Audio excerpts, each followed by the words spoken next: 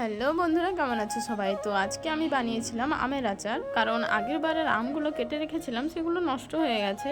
তারপরে একটা হাতে ধামা নিয়ে চলে গেলাম আম পাড়ার জন্য। আর গেছিলাম আমি দিদিমাদের বাড়ি আম পাড়তে। আসলে আমার বরমশাই গাছে উঠে আম পেড়ে দিচ্ছিল। তো যাই হোক, আম পাড়া আমাদের অল ডান। তারপরেই আর কি আমার এই ভাইটি মাথায় ধামা নিয়ে চলে আসলো সোজা বাড়ি।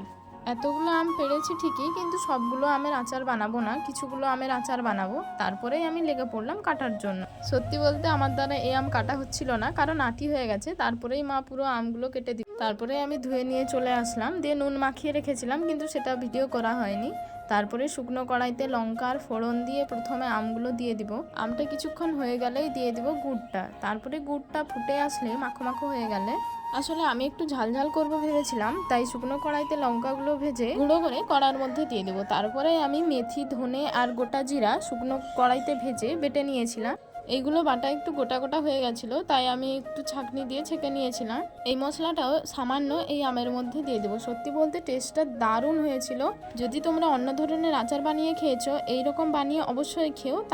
আমি এই আচারগুলোকে সব এই জারের মধ্যে দিয়ে দেব। কাচের জারে রাখলে অনেক দিনই ভালো থাকে এই আচারগুলো। তোমাদের রেসিপিটা কেমন লেগেছে অবশ্যই কমেন্ট করে জানাবে। তো যাই হোক, আজকের মতো সবাইকে জানাই রাধে রাধে। দেখা হচ্ছে পরের মিনি।